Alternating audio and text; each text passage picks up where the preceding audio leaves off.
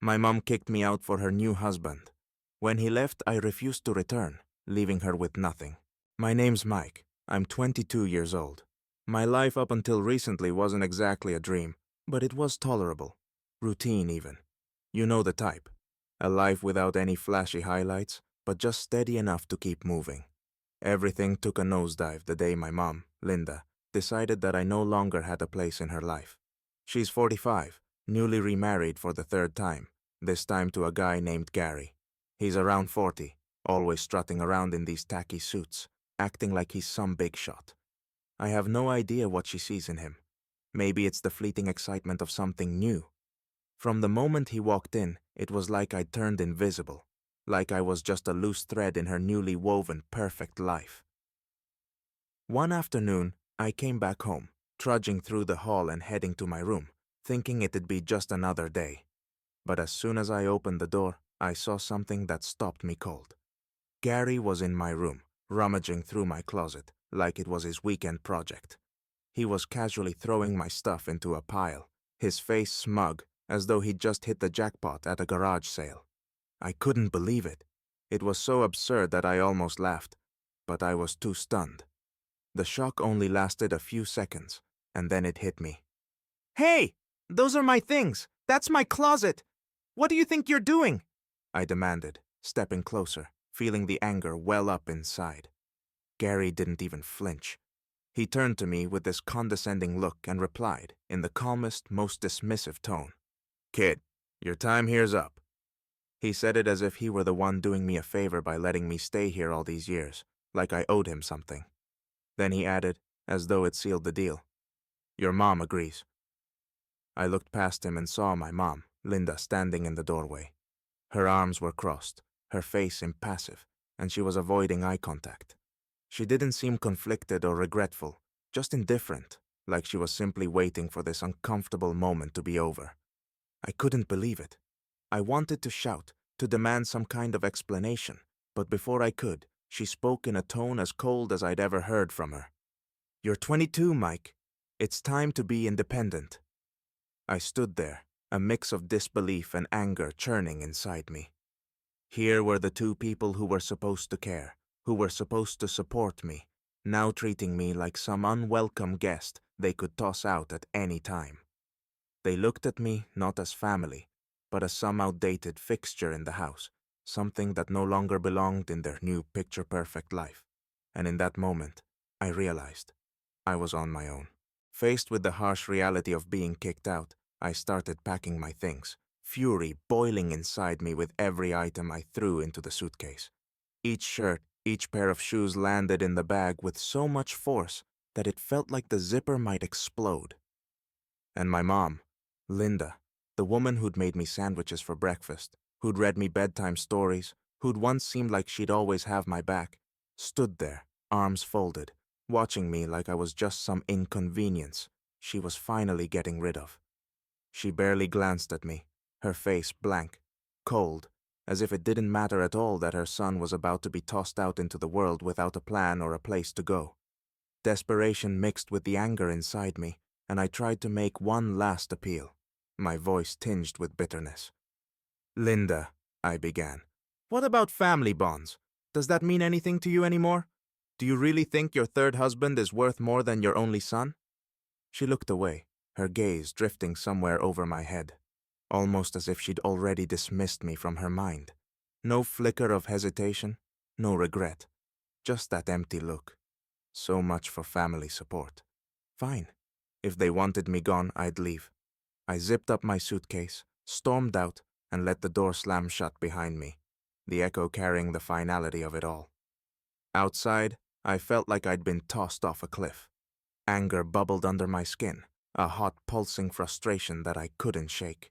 I needed a place to think, somewhere to process this, so I headed to the nearby park. Finding an empty bench, I sat down, watching the morning light filter through the trees, the world moving on around me while my whole life felt shattered.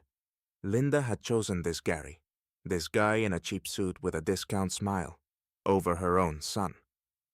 I searched for answers, but all I found were more questions and a seething, helpless anger. The only person I could think of to call was my friend, Tom. We'd been through everything together. He was my rock. I pulled out my phone, took a deep breath, and dialed his number. He picked up with a sleepy voice. It was still early, way before he'd normally be up. But as soon as he caught the tone in my voice and heard what had happened, he was wide awake. "Are you serious? They actually kicked you out? That's messed up, man. Forget them. Get over here and we'll figure it out like we always do." His words were like a lifeline. I managed a rough thanks before he hung up, leaving me with a sliver of comfort in the middle of all this chaos. On the way to Tom's place, bitterness still simmered, weighing down every step. Part of me knew I had to let go of Linda, her picture-perfect marriage, and her better life with Gary. But another part couldn't shake the hurt. How could she discard me so easily? Tom, being the solid friend he was, let me crash at his place without a second thought. But it didn't take long for reality to set in. I couldn't stay there forever. As much as he was like a brother to me, living on a friend's couch indefinitely wasn't exactly the life plan I had in mind. I needed a job, a place to stay, and a way to pull myself out of this pit. So I took the first job I could get, a night shift as a stocker at a local supermarket. Not exactly the glamorous restart I'd hoped for, but it was something. The job was rough. Every shift I was lifting boxes that felt like they weighed more than I did, navigating cramped aisles and fighting exhaustion. The pay? Let's just say I could barely afford a cup of coffee somewhere decent. But I didn't have options, so I stuck with it. With what little I earned, I found the place. A dingy, barely habitable room in a rundown shared apartment. The kind of place where windows never quite closed right, the walls were stained with who knew what, and the pipes made strange, unsettling noises in the middle of the night. Sleep was more of a suggestion than a reality. Every night, I lay on a creaky bed under a broken heater, listening to the echoes of life in the other rooms, and wondering how I'd ended up in what felt like the set of a low-budget horror film. The routine was relentless. Every night, I hauled boxes, my muscles aching and my back screaming in protest. A couple of weeks in, I felt like an old man trapped in a 22-year-old's body. Mornings were worse. I'd wake up in that crumbling room, feeling like I'd hit rock bottom. The stale air, the moldy smell, the noise leaking through thin walls, all of it reminded me that this was my new reality, and there was no easy escape. But no matter how exhausted or frustrated I felt, I got up every day and went back to work. I knew I couldn't afford to give up. Strangely enough, the anger I felt toward my mom and Gary fueled me. It was like this constant burning energy that kept me pushing forward. I'd think about how quickly they'd cast me aside, and that bitterness became my strength. I promised myself that I'd get out of this mess and never let anyone treat me that way again. I might have been down, but I wasn't out. After a few grueling months, things began to shift, slowly but surely, and for the better. All those nights stocking shelves and forcing myself to keep going paid off when I landed a promotion. No, not in the supermarket, but at a small cafe nearby. They needed an assistant manager, and though I had zero experience managing anything beyond my own mess of a life, I threw myself into it. Sure, assistant manager might have sounded a lot better than stock boy, but the reality wasn't quite as glamorous. The job meant early mornings, cleaning up after customers, handling deliveries, and managing a small team of baristas. Still, the pay was better than the night shift, and there was something rewarding about not lifting boxes until my back was about to give out. This new job finally allowed me to afford my own place. Now, place might be stretching it a bit.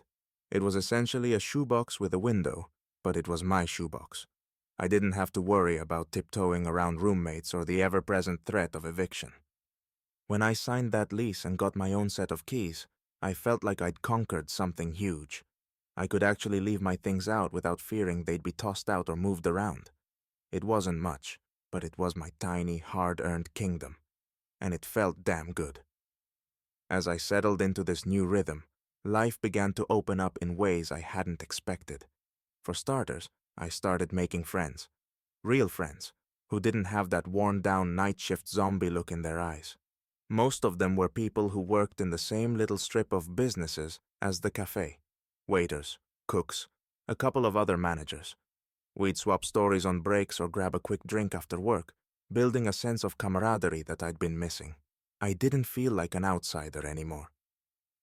Then one day, everything brightened even more when I met Sarah.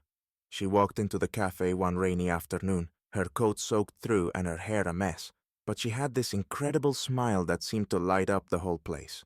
She had this kindness about her, this warmth that seemed effortless, and from the start it was like she just got me. We started talking, and it didn't take long before we were hanging out regularly. Soon enough, we were dating. Being with Sarah felt like finally stepping into the sunlight after years of trudging through a dark tunnel. She was one of those rare people who didn't just go through the motions, but genuinely cared, leaving everyone around her a little better off. I hadn't realized how much I'd been carrying until I was with her, and felt some of that weight lift. Her optimism was contagious, and she reminded me that life didn't have to feel so heavy all the time. I'd forgotten what it felt like to laugh without worry, to actually look forward to tomorrow instead of just surviving it. With Sarah, I felt like I was rediscovering myself, peeling back layers of bitterness and frustration that I'd held onto for so long. She showed me that it was possible to live with some joy, some hope, even if everything wasn't perfect. Little by little, I found myself focusing less on the anger I'd carried from my mom's betrayal and more on what I was building for myself. I was no longer living under anyone else's expectations or shadow. I was living for me. It wasn't dramatic. There were no big moments or sudden changes. Just the gradual realization that I could be happy, that I was capable of creating a life worth living on my own terms. And for the first time in as long as I could remember, I felt genuinely deeply content. One evening, after a long shift at the cafe, I was winding down, ready for my usual night in. I had plans as simple as they get. Grab some takeout, crash on the couch, and maybe watch some mindless show until I drifted off. The routine was predictable, but comforting. Just as I was about to leave, my phone buzzed. Probably a text from Sarah, I thought, or maybe a message from Tom about meeting up over the weekend.